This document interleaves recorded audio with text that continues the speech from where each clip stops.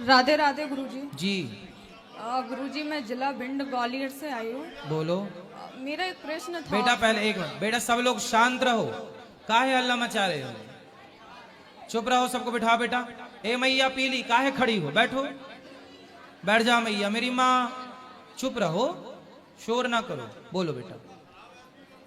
मैं एक ब्राह्मण जाति से हूँ जी। और मेरे घर में राधा कृष्ण का बहुत बड़ा मंदिर है। माइक पास में लो। हाँ। राधा कृष्ण का बहुत बड़ा मंदिर है जी करीबन बहुत टाइम से हम लोग उनके पुजारी भी रहे हैं। ठीक है। हमारा पूरा परिवार उनकी पूजा करता है, सारी चीजें।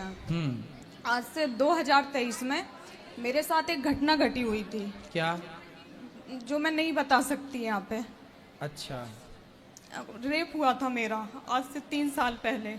किसने किया था? मुझे नहीं पता क्या था क्या नहीं था, क्योंकि पहले मैं बहुत वैसी थी, मतलब अच्छी लगती थी, सारी चीजें थी, घर में रहती थी, पढ़ाई करती थी। मुझे नहीं पता कौन था कौन नहीं था। 3 साल पहले? 3 साल पहले। आप कितने वर्ष की थी उस समय? 17 साल की। 17 साल की। और तो कौन लोग थे? एक था या 2 थे? 3 लोग। 3 लोग थे। तो आपने पहचाना नहीं? नहीं, मैं घर से स्कूल ही जा रही थी। उस टाइम पे मेरे सर पे डंडा मारा और उसी मंदिर में मेरा रेप किया। डंडा मारा तब आप बेहोश हो गई? हो गई, मेरा पूरा सिर फट गया था पीछे से, तो मैं बेहोश हो गई। और मेरे घर वालों ने मुझसे ये कहा कि तू किसी और के साथ भाग गई थी, और उस चीज का दर्द मैं आज भी झेलती आ रही हूँ। नाबालिग में मेरी शादी कर दी गई उसी 17 साल में। तो शादी हो गई आपकी? हाँ, एक ऐसे लड़के के साथ जो कि एक मैं 17 साल की और वो 31 साल का था।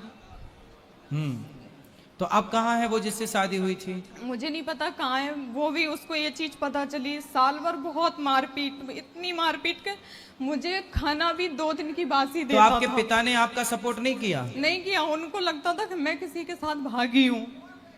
देखो, एक तो समस्या ये है कि बेटी के साथ यदि गलत हुआ और उसने अपनी आवाज उठाई तो कोई मानता ही नहीं है बेटियों की बात। अब देखो, 3 लड़कों ने रेप किया, आपने पुलिस कंप्लेंट नहीं की उन लड़कों की? नहीं की, क्योंकि जब मैं अपने घर वालों को मिली तो उन्होंने 6 महीना मुझे कमरे में बंद कर दिया। ना खाना ना पीना कुछ नहीं देते थे। 6 महीने में एक कमरे से निकली नहीं, मैं बिल्कुल पागल हो गई। तो जब आपका सिर फटा तो इलाज कराने हॉस्पिटल नहीं ले गए? नहीं ले गए, गांव में से एक डॉक्टर को पकड़ के उसकी पट्टी करवा दी। और फिर ऐसे इंसान से शादी करवा दी। उसको ये चीजें पता चली तो वो भी मारपीट इतनी करता था कि आज उसके सारे प्रूफ मारपीट के मेरे फोन में, और मेरा सिर भी यहाँ से फटा रखा। उसने भी बहुत मारा। तो आपके कोई बच्चे हैं? नहीं। तो आपने शादी के बाद उसके साथ कितने समय रही हो? 1 साल। तो उसने मारपीट शुरू की? बहुत ज्यादा। किस बात के लेके? इन्हीं सब चीजों को तो लेकर। आपने उसको ये सब बात बताई? घर वालों ने बता दी थी। घर वालों ने बताई? और वो भी जिससे शादी हुई वो रिश्तेदारी में आते थे हमारी। तो 2024 को मैं घर से निकल गई। उन्होंने भी यही किया, मुझे 1.5 महीने कमरे में बंद रख दिया। कभी खाना कभी पानी कुछ नहीं देते थे कभी। तो अभी कहाँ हो आप? कहाँ रह रही हो? वही बता रही हूँ आपको। फिर ऐसा हुआ कि मैं ग्वालियर आई। ग्वालियर आके मैंने ग्राफिक एडिटिंग, सारी कैमरा चलाना, सारी चीजें सीखी खुद से। जॉब भी करती थी और सीखती भी थी। ठीक है। इससे मुझे अच्छा काम भी मिलता रहा, पॉलिटिकल काम मिलता रहा, और मैं करती रही। तो घर वालों को लगा कि मैं अब ठीक ठाक हो गई हूँ तो मुझे बुलाने लगे। पहले कोई सपोर्ट नहीं कर रहा था। जब आप पैसा कमाने लगी तो बुलाने लगे? अभी दिवाली पे वो लोग परेशान थे तो मेरे पास फोन आया कि बेटा पैसों की जरूरत है, ये कलर करवाना है, ये करवाना है। मैंने 60,000 रुपए उनको डाल दिए बिना कुछ सोचे बिना कुछ समझे। बुलाने लगे आपके सारी पिताजी चीजें। को? हाँ, मम्मी पापा को। और आज मेरी हालत ऐसी हो रही है कि मैं डिप्रेशन में जा रही हूँ, क्योंकि मैं क्यों? किसी क्यों? आप तो कमाने लग गई, सेल्फ डिपेंड हो गई, फिर डिप्रेशन क्यों? वो लोग फिर मुझे परेशान करने लगा। वो किसने? सचिन, जिससे मेरी शादी हुई थी। तो अब क्यों परेशान कर रहा है? क्योंकि मेरा डिवोर्स नहीं हुआ उससे, मैंने लिया भी नहीं, और मैंने स्पष्ट मना कर दिया कि तुम्हारी धन दौलत लेके मैं कुछ भी नहीं करूंगी, मैं भूखी मर जाऊंगी। लेकिन मुझे तुमसे एलिमनी या ऐसा कुछ सोच रहे हो तो मुझे कुछ भी नहीं चाहिए। मुझे बस तलाक दे दो और तुम अपनी जिंदगी में, मैं अपनी जिंदगी में। तो ये भी नहीं कर पा रहे। तो घर वाले बुलाने लगे। तो अब मैं कमा नहीं पा रही हूँ पैसे, मैं खुद की हालत नहीं संभाल पा रही। तो कल मुझे घर से निकाल दिया उन लोगों ने। अच्छा। ये कहकर के मेरी बदनामी हो रही है। जब मैं पैसा देती थी तब घर पे बुलाते थे तब बदनामी नहीं होती थी। माँ बाप बड़े स्वार्थी हैं भाई। देखो, यही है बाप भलो न भैया, सबसे बड़ो रुपैया। सुख के सब साथी, दुख में ना कोई। यही है संसार की सच्चाई। कहने को सब अपने हैं, बाकी सब सपने हैं। तो बेटा आप कैमरा चलाती हैं, आप ना फिर अपना काम स्टार्ट करो। नहीं हो पा रहा गुरुजी, मैंने बहुत कोशिश कर ली, मेरा अच्छा, जिस माइग्रेन हो आदमी गया। से विवाह हुआ उसके साथ रहने में, अब यदि वो सुधर गया, वो ना मारे, प्रेम से रहे, तो रहने में क्या वो दिक्कत नहीं है? सुधर सकता, क्योंकि वो अपनी बहनों के कहे में चलता है और उसकी माँ नहीं है। जो बहनों ने कह दिया, जैसा कह दिया, और वो लोग उसकी सारी चीजें हड़पना चाहती हैं। क्या करता है वो लड़का? वो दिल्ली में कोई प्राइवेट जॉब करता है, वहीं उसका किसी के साथ अफेयर भी है। फिर आपने क्या निर्णय लिया? अब आप क्या करेंगी? मुझे गुरुजी कुछ समझ में नहीं आ रहा। अभी मैं यहाँ पास की पुलिस चौकी में गई हुई थी ये कंप्लेन लिखाने की, मुझे सपोर्ट करो, मुझे घर पे जाना है, घर रहना है मुझे। कम वो तो मेरा घर है, वो माँ बाप है, चाहे कुछ भी करें, कैसे भी रहें, लेकिन घर तो है ना। हाँ है। ये दुनिया कैसी है गुरुजी, मैं बहुत अच्छे से जानती हूँ। फिर घर पे आप रहोगी तो घर वाले माँ बाप स्वीकार करेंगे, रखेंगे आपको? वही मैं पुलिस स्टेशन गई हुई थी यहाँ पे, तो इन्होंने बोला कि आपकी कंप्लेंट ग्वालियर से ही लिखेगी, यहाँ से नहीं लिखेगी। फिर और आपको प्रोटेक्शन भी दी जाएगी, आपके साथ कुछ भी नहीं होगा, क्योंकि मेरे घर वाले। लेकिन सबसे पहली बात तो ये है कि जिन लोगों ने आपके साथ रेप किया है उन लोगों को तो दंड मिलना चाहिए। वो मेरे घर वाले बोलते हैं कि तू किसी के साथ भागी हुई थी। नहीं, वो तो बोल रहे हैं, अब तो वो बात हो गई, लेकिन जिन्होंने किया है आप ना कंप्लेंट करो कि भाई हमारे साथ रेप हुआ, पुलिस छानबीन करे कि वो लोग कौन थे। जहां से आपको डंडा मारा गया वहां कोई सीसीटीवी कैमरा रहा होगा, कुछ अगल बगल में कुछ नहीं था, वो हमारा ही मंदिर था। हमारा मंदिर ऐसे है कि एक मकान तो के आपके जैसा मंदिर है। में कोई बाहरी लोग तो आए ना होंगे, रहे तो आसपास के लोग होंगे। क्या पता गुरुजी कौन थे क्या नहीं, लेकिन इतना था कि वो लोग बहुत अच्छे से जानते होंगे मैं कब आ रही हूँ, कब हाँ। जा रही हूँ। बिल्कुल वो जानते होंगे कब घर खाली है, कब घर में कोई नहीं था। और अगर कोई लड़की भागती हुई तो वो 3 घंटे के लिए कहाँ भाग के जाएगी। सही। चलिए, तो मिथ्या आरोप है जो आप पर लोग लगा रहे हैं, लेकिन जो आपके साथ हुआ उसका न्याय आपको मिलना चाहिए। और लेकिन अब मैं आपको एक छोटी सी बात कहूं, जो हो रहा है, जो घटनाएं घट रही हैं वो तो घटती रहेंगी, चलता रहेगा क्रम। लेकिन आप अपना हृदय दिल छोटा ना करो, और आपके अंदर जो टैलेंट है, काबिलियत है, आप फोटोग्राफिंग कर लेती हैं, फोटो कैमरा चला लेती हैं, तो अपना काम स्टार्ट करो ना। और अब दोबारा किसी के कहने में ना आना, अपना मन लगा के पैसे जोड़ो, अपने खाते पे रखो। अपने पैसे से आप अपना घर बना सकती हैं, अपने पैसे से अपनी जिंदगी जी सकती हैं, है ना। आपके पास पैसा हो, आज के जमाने में इज्जत इंसान की नहीं है, इज्जत पैसों की है। पैसा है तो इज्जत है, पैसा नहीं है तो इज्जत नहीं है, इसलिए आपके पास पैसा होना जरूरी है। वो लोग फोन पे देखते थे, क्योंकि मैंने कैबिनेट मंत्री दिल्ली से, रेखा गुप्ता और 2-4 विधायक, पार्षद, सबका कैंपेनिंग मैंने संभाला, और वो लोग फोन पे देखते थे इस चीज। अब आप अपना काम करो। आप डिप्रेशन, आप कितने साल की हो अभी? 20 साल की हूँ। अभी आपकी पूरी जिंदगी है मेरी बहन, पूरी जिंदगी है।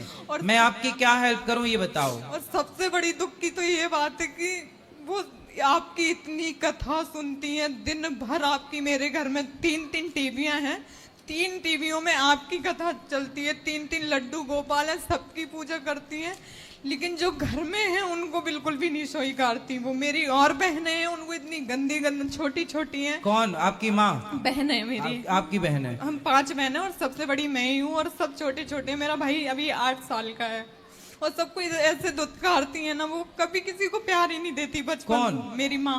आपकी माँ प्यार नहीं देती? 1% भी इतनी गंदी गंदी गालियां देती है ना कि जिनको सुन के भी ऐसा लगता है कि क्या हो रहा है। कल तो उन्होंने मैं घर गई तो बोल दिया कि तेरे बाप ने तुझे बुलाया होगा, और तेरे बाप के साथ तेरा ऐसा वैसा नाजायज संबंध होंगे। तो आपका घर है कहाँ? मेरा थाना, वो जिला भिंड के थाना दमोह में पड़ता है। थाना दमोह? गांव है, शहर है? अच्छा, थोड़ा सा बाजार है, ऐसे कस्बा जैसा। अब आप ना समझ गए संसार को, देख लिया ना आपने कितना स्वार्थी है संसार। अब आपको अपना काम करना चाहिए, अपना जो आपके अंदर टैलेंट है, जो गुण है, अपना काम करके अपना पैसा कमाइए। मैं पैसा भी और अपने पैसे से आप जो बन जाए, आप समाज की सेवा करना, बड़े हो के आप स्कूल, भगवान करे आपके पास खूब पैसा हो, आप स्कूल बनाना, खूब बच्चों को पढ़ाना लिखाना, है ना, समाज की सेवा करना, करती हूँ मैं ये हर चीजें। जीव जंतु की सेवा करना। मैं ये चीजें करती हूँ तो देखती हैं तो कहती हैं पैसा बर्बाद हो रहा है। अब आप किसी अब ना ये सब पूरा डिलीट कर दो सब अपने मस्तिष्क से।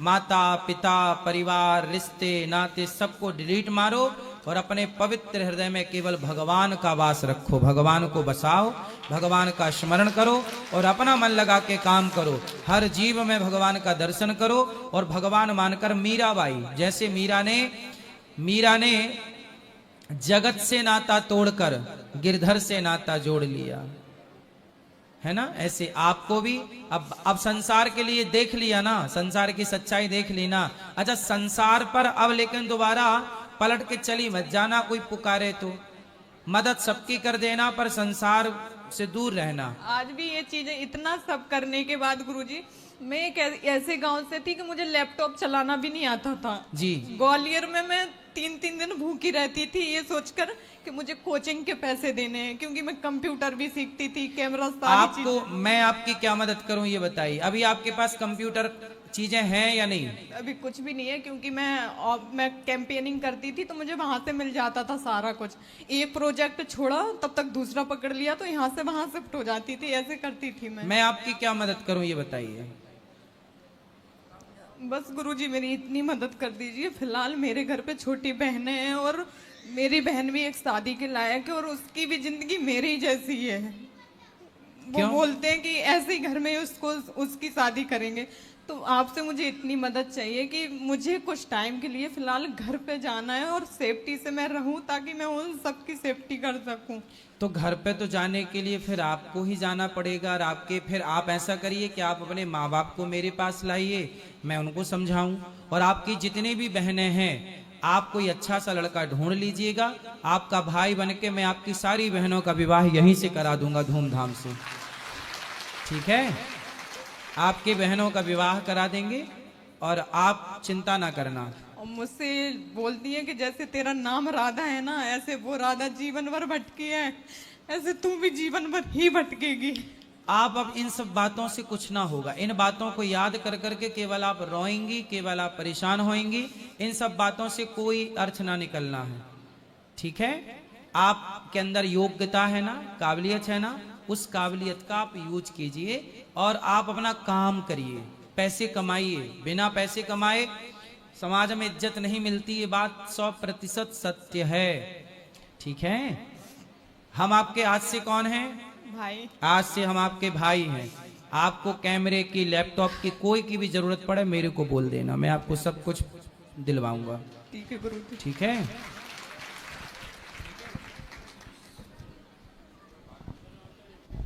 जय श्रीमन नारायण महाराज जी। जी जी। इस दासी रश्मि का आपके चरणों में वंदन। गुरुजी मैं तेरी पतंग, गुरुजी मैं तेरी पतंग, हवा बीज उड़ती जाओ, आप जी पकड़ लीजिए मेरा हाथ, मैं तो डूब जाऊं। गुरुजी जैसे माता सबरी को उनके गुरुदेव ने उनके इष्ट से मिलाया, तो हम राधा रमन जी से बहुत प्रेम करते हैं। आप बोल दीजिए कि वो हमें मिलेंगे, जरूर मिलेंगे। और गुरुजी पिछली बार मैं आई थी तो श्री संप्रदाय से जो आचार्यगण थे उनके बारे में जानना चाहता, तो कुछ हमारे गुरु भाइयों के सहायता से मैंने कुछ बनाया है कुछ आचार्यगण का, तो ये मैं देना चाहती हूँ। बच्चे भी कुछ लाए हैं वो देना चाहते हैं। और गुरुजी एक और चीज़ हमारी इच्छा है कि हमने जैसे हमारे श्री पूज्य इंद्रेश जी अभी फिलहाल गुरु शिष्य मिलन करते हैं और भी हमने संतों का देखा, मैं चाहती हूँ आप भी एक गुरु शिष्य मिलन, हम सब से सहयोग करेंगे एक दिन के लिए, श्री संप्रदाय से रिलेटेड चर्चा, सांप्रदायिक चर्चा जिसमें अलवान स्रोत जो हमारी वो स्रोत मणि है इसके बारे में डिटेल्स जानना, सब कुछ जानना चाहते हैं कि क्या पढ़ना चाहिए। एक दिन आप हम लोगों के लिए रखिए, हम लोग सहयोग करेंगे। हमारे कुछ हैं गुरु भाई बहन, हम लोग सब लोग मिलके उस दिन सहयोग करें, एक दिन दीजिए हमें गुरु शिष्य मिलन। जरूर जरूर हम करेंगे प्रोग्राम। सब सारे गुरु करते हैं, बस हमारी यही इच्छा, मैं आपसे बस अवश्य ये दे दूं आके सब। हाँ भी दे देना, अभी हम बच्चे यहीं आके देना चाहते बच्चे। हाँ भी दे देना। जय श्रीमान नारायण गुरु जी। जी गुरुजी मेरा सवाल धर्म और शिक्षा से लेकर है। जैसे साधु संत शंकराचार्य और बहुत सारे कथावाचक भी कहते हैं गुरुजी, मेरा बोलने में अगर कुछ गलती हो तो क्षमा कीजिएगा, कि बच्चों को गीता का रामायण का श्लोक याद करवाना चाहिए, गीता रामायण पढ़वाना चाहिए, सनातन धर्म का संस्कार संस्कृति शिक्षा का बताना चाहिए। तो गुरुजी मेरा सवाल है कि जो बच्चा स्कूल में पढ़ रहा है, मेघालय का शिक्षा, अंग्रेजों का जो शिक्षा पढ़ रहा है बच्चा, क्या वो गीता रामायण पढ़ेगा? क्या गीता रामायण का श्लोक याद कराएगा? अगर आज माँ बाप जितने भी पढ़े हैं स्कूल में, वो कोई माँ बाप गीता रामायण का श्लोक नहीं याद करवाते हैं और ना ही गीता रामायण पढ़वाते हैं। जो माँ बाप ही गीता रामायण नहीं पढ़ा और गीता रामायण या गुरुकुल में नहीं पढ़े हैं, वो बच्चे को गीता रामायण का और रामायण का श्लोक कहाँ से याद करवाएंगे? गांव-गांव में मिशनरी लोग, क्रिश्चियन लोग आके बच्चों को घर से उठा के ले जाते हैं और ईसाई का शिक्षा पढ़वाते हैं, मेकाले का, उन लोग का धर्म का बारे में पढ़ाते हैं। पर हमारे गांव-गांव में कोई भी हिंदू जाके बच्चों को गुरुकुल में नहीं एडमिशन करवाता है या धर्म का बारे में नहीं पढ़वाता है। तो जितना भी हम लोग का हिंदू ईसाई में कन्वर्ट हो रहा है, तो उसका गलती हम लोग का हिंदू का है और शिक्षा का गलती है। अगर बच्चा गुरुकुल में पढ़ेगा गुरुजी, तो मेरा 100% विश्वास है कि वो बच्चा कभी कन्वर्ट नहीं हो सकता है और कभी हिंदू धर्म से भटक नहीं सकता है। आज जैसे बहन रो रही है कि मेरा माँ बाप मेरे साथ दुराचार कर रहा है बोल के, अगर इनके माँ बाप भी अगर गुरुकुल में पढ़े रहते गुरुजी, तो इनके साथ गलत नहीं करते, क्योंकि उनको सनातन धर्म का और सनातन संस्कार संस्कृति का ज्ञान होता। तो सारा शिक्षा से लेकर है। आज मान के चले कोई ब्राह्मण लड़की ही मुसलमान के साथ भाग गई या शादी कर गई, या कोई यादव बहन ही यहाँ पर प्रश्नोत्तरी में आती है, बोलती है कि मेरा मुसलमान के साथ अफेयर चल रहा है या हम लव जिहाद में फंस गए, तो वो भी स्कूल में ही पढ़ी हुई है। गुरुकुल में पढ़ने वाला कभी लव जिहाद में नहीं फंस सकता है। तो गुरुजी जितने भी सवाल आ रहे हैं, जितने भी लव जिहाद हो रहे हैं, जितने भी गलत काम हो रहे हैं, ये सारे अंग्रेजी स्कूल मेघालय का शिक्षा और मतलब विदेशी शिक्षा का है। गुरुकुल का शिक्षा वाले नहीं भटक सकते हैं। तो गुरुजी नहीं लगता है कि भारत में मेघालय का शिक्षा बंद करके गुरुकुल का शिक्षा की आवश्यकता है? बिल्कुल, सरकारों को इस बात पर ध्यान देना चाहिए और सरकारें ध्यान नहीं दे रही हैं, ये दुख की बात है। तो जैसे गुरुजी गीता रामायण का या श्लोक याद करवाने के लिए बोल रहे हैं गुरुजी, कथावाचक चाहे साधु संत, मेरा बोलने में गलती हो तो क्षमा कीजिएगा। तो जैसे यहाँ पर ही जितना भी कथा हम बैठते हैं, सबको भागवत सुनाते हैं गुरुजी आप, लेकिन किन्हीं को भी आप पूछिएगा सवाल गीता का 2016 का रामायण का, तो किन्हीं को याद नहीं है। तो जरूरी कथा सुनना जरूरी है कि गीता रामायण पढ़ना जरूरी है गुरुजी? दोनों जरूरी है। सुनेंगे तब तो पढ़ने के संस्कार आएंगे। जरूरी है दोनों, इसलिए हमने गुरुकुल बनाया है और उसमें काम चालू है। अभी बहुत बड़ा एक गुरुकुल और बना रहे हैं, हजारों बच्चे पढ़ेंगे। हम अपने स्तर से तो कर ही रहे हैं, पर सरकार करेगी तो ज्यादा लोगों को लाभ मिलेगा। सही है, बोलो। गुरुजी राधे राधे। राधे राधे। गुरुजी मैं यहाँ 5 साल पहले आई थी पोथी पाठ रखवाने के लिए। तब से मैंने आपको एक सच्चा मित्र माना है, सच्चा गुरु माना है। जो सही राह दिखाए वही सच्चा मित्र है जी, वही सच्चा गुरु है, मैं उसे ही मानती हूँ। गुरुजी मेरा बेटा भी आपके ही बताए हुए नियमों पर चलता है, आप ही एक अच्छे आदर्श है उसके लिए जी। मैं आपकी शरण में आई हूँ और मैं सिर्फ एक छोटी सी प्रार्थना लेकर आई हूँ आपके आगे कि इस बार हम 2 बहनें, वो कूलर ऐसे कर दो ना उस तरफ जी, इस बार हम दोनों बहनें पोथी पाठ रखवाने के लिए आई हुई हैं जी। ठीक है, हमारे पास ज्यादा सुविधा नहीं है, हम ज्यादा नहीं कर पाते, पर फिर भी हमने मन तो है ना हमारा, हम आए हैं। पर हम 2 दिन हम ठीक रहे हैं यहाँ पर। कल हम आए तो यहाँ गार्ड ने हमें यहाँ रोक दिया और कहा आप बैच लगा लीजिएगा। आज बैच नहीं लगाया हुआ था हमने। अच्छा, गार्ड ने यहाँ हमें रोका कि आपको अंदर आने के लिए मना किया गया है। ऐसा क्यों गुरुजी? नहीं, आपको आज बोल देंगे तो यहाँ बिठाएगा। हमें कोई सोफा नहीं चाहिए, हमें कुछ नहीं चाहिए गुरुजी। हम सिर्फ प्रेम चाहते हैं, भागवत की शरण में आए गुरुजी। आज मैं बोल दूंगा कि भाई ऐसा व्यवहार ना करें। जमीन में छोटी सी जगह चाहिए। हम कल बहुत रोक कर गए हैं।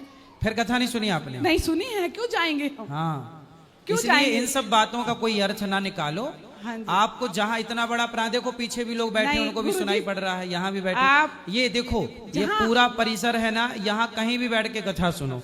आगे ही बैठना है, ये भी हमारी जिद ना हो, हम पीछे भी बैठ के सुन सकते हैं। आप जहाँ बिठाएंगे गुरुजी हमें स्वीकार है। आप चिंता ना करो, आगे तो बैठना, हम तो चाहते हैं सब आगे बैठे, पर सबको आगे बैठेंगे तो इतनी जगह ही नहीं है कि सब आगे बैठ जाए। नहीं, हमें किसी ना किसी को तो पीछे बैठना ही पड़ेगा, यही व्यवस्था है। हाँ जी, सही है कि नहीं?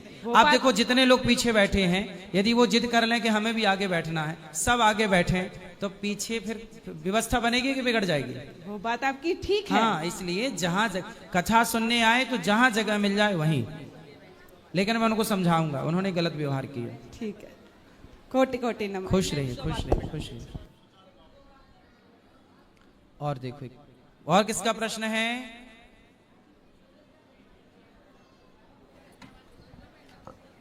राधे राधे गुरुजी। जी। गुरुदेव, मेरे को मतलब पिछले 30-35 साल से बिहार कर आई हूँ, तब से यही चीज़ एक सुनने को मिलती आई है कि पितृदोष होने की वजह से पूजा में सफलता नहीं मिलती और आशीर्वाद नहीं मिलता।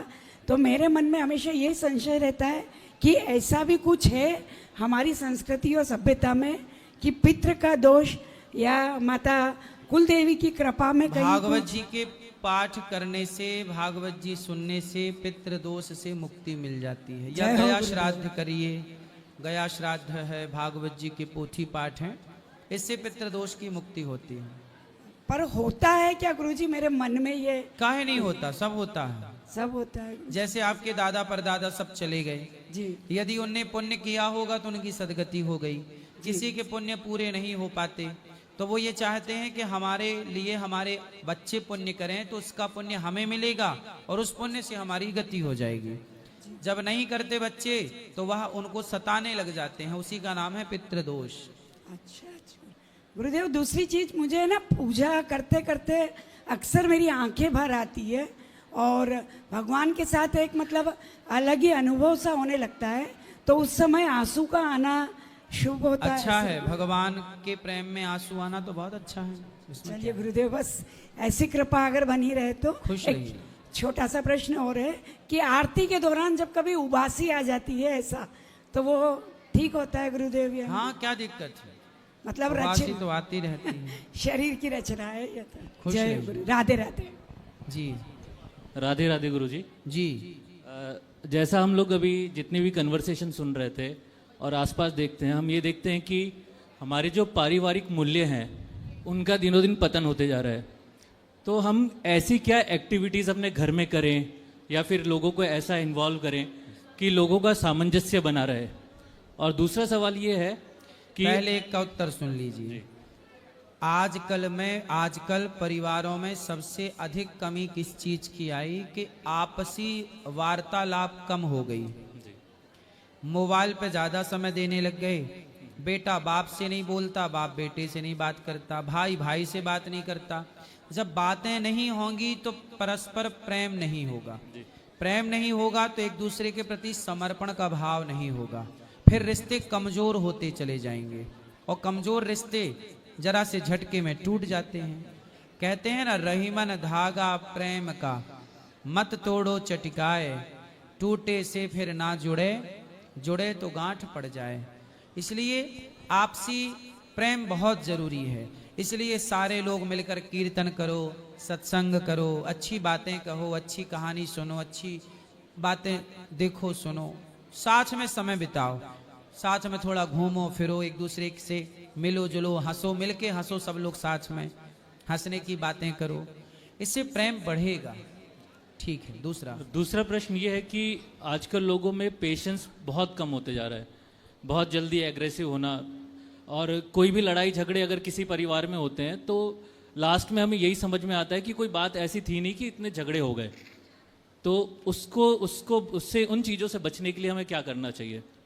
आज के युग में सहनशीलता की बहुत कमी है। ठीक है, क्यों कमी है? सहनशील क्यों नहीं है? क्योंकि सब लोग सेल्फ डिपेंड हैं। सबको लगता है कि जरूरत ही नहीं है, हम क्यों तुम्हारी बातें सुने और क्यों आपकी बात सहें। जबकि आप कितने भी आत्मनिर्भर हो जाइए पर रिश्तों में सहन करना ही पड़ता है। और मैं आपसे एक बात और कहूं आपके माध्यम से कि आप अपने आप में कितने भी सेल्फ डिपेंड बनिए, आत्मनिर्भर बनिए, पर परिवार में आत्मनिर्भर बनने की कोशिश मत करिए।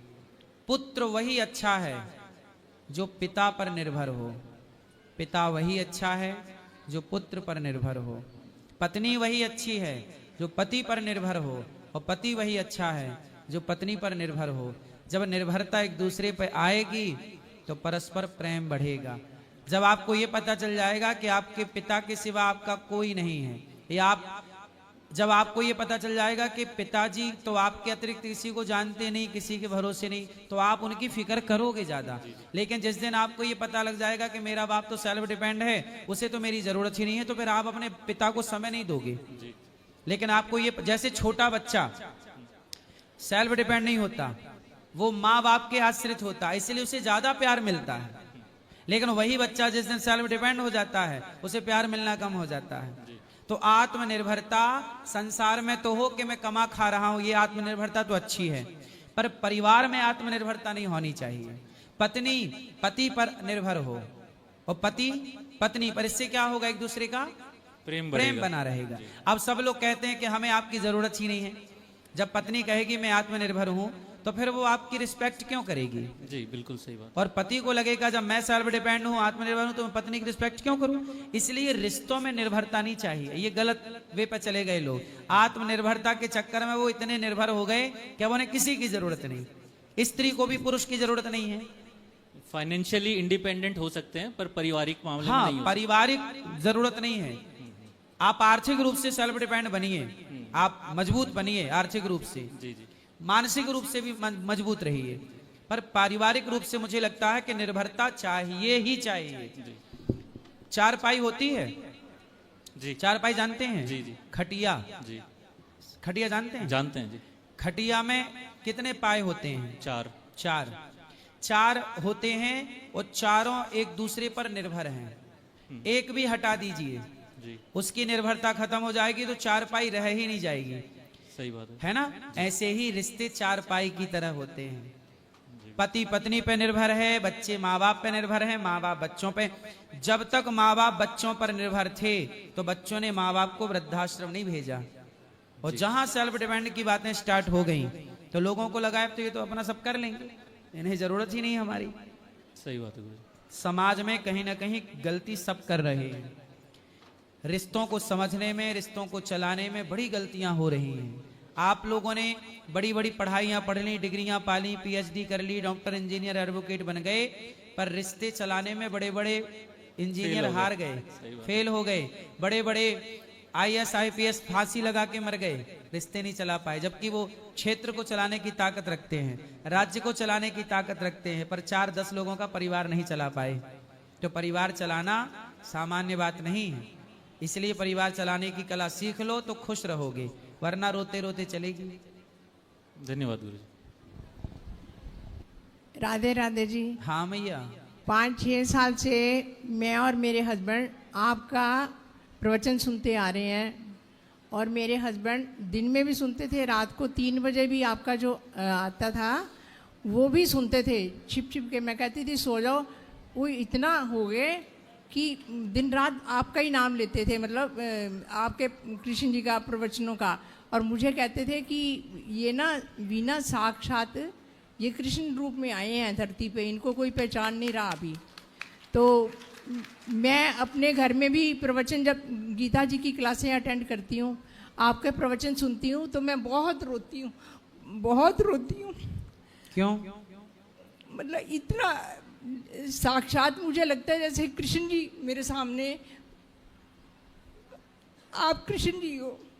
हम तो उनके दास हैं, आपके भी दास हैं। तो मैं कहती हूँ आप में इतनी शक्ति कहाँ से आती है कि लोगों के इतने जो प्रश्न पूछते हैं बिल्कुल सटीक उत्तर देते हैं आप, मन शांत हो जाता है। आपको इतनी शक्ति कहाँ से मिलती है? आप साक्षात क्या भगवान हो? नहीं, हम भगवान के, हम सब भगवान के दास हैं। भगवान ही भगवान हैं, कोई इंसान कभी भगवान नहीं हो सकता। हाँ, हम सब भगवान के सेवक दास हो सकते हैं। और भगवान सपने में आते हैं, राधा जी के साथ भी आते हैं, फिर वो छिप जाती हैं। भगवान का स्वप्न में दर्शन जिस तरह से हुआ वो बहुत अच्छा है, ये होता रहना चाहिए। तो कभी साक्षात दर्शन कभी होंगे कि नहीं? मैया, साक्षात दर्शन आपको रोज होते हैं। हम जीव इतने अज्ञानी हो गए हैं कि हम साक्षात भगवान खड़े हैं पर पहचान कहाँ पा रहे हैं। संत जन कहते हैं कि सिय राम मैं सब जग जानी, वेद कहते हैं सर्वम खलविदम ब्रह्म। भगवान कहाँ हैं? आज भगवान को प्रकट होना होगा तो कहाँ से प्रकट होंगे? कोई यशोदा से ही तो प्रकट होंगे, कोई देवकी, कोई कौशल्या से ही तो प्रकट होंगे। तो आज भी भगवान, जितने लोग ये बैठे हैं, बताओ क्या आप खुद भगवान के स्वरूप नहीं हैं? हाँ। क्या ये भगवान के स्वरूप नहीं है? बिल्कुल। इंसान की बनाई पत्थर की प्रतिमा है, लेकिन आप जो है ना, आप पत्थर की प्रतिमा नहीं हो। पत्थर की प्रतिमा को इंसान ने बनाया है, लेकिन आपकी रचना भगवान ने की है। इसलिए आप सब में ही भगवान का वास है। जब तक आपके अंदर वास है तब तक आप हो। मैया, जिस दिन आपके अंदर से भगवान निकल जाएंगे ना, उस परमात्मा रूपी आत्मा निकल जाएगी ना, उस दिन लोग आपको चिता पे जला देंगे। मेरे अंदर जब तक आत्मा है तब तक मैं यहां हूं। आत्मा के निकलते ही लोग मुझे जला देंगे। तो कीमत मेरी नहीं है, कीमत भीतर बैठे उस परमात्मा की है, जो आत्म तत्व के रूप में सबके भीतर विराजमान है। सच बताओ, आत्मा के निकल जाने के बाद कोई इज्जत है? बिल्कुल नहीं। माटी है कि नहीं? तो कब तक मैं हूं? जब तक वह आत्मा मेरे, जब तक वह परमात्मा मेरे भीतर है। तो बताइए, हर जीवात्मा के भीतर, हर जीव के अंदर वह परमात्मा का वास है कि नहीं? इसलिए हर प्रत्येक जीव को भगवान की दृष्टि से देखना चाहिए कि यही भगवान है। ना जाने किस रूप में नारायण मिल जाएं। हर जीव में अपने परमात्मा का, अपने इष्ट का दर्शन करो। इसी से हमें उस परमात्मा की अनुभूति होने स्टार्ट हो जाए।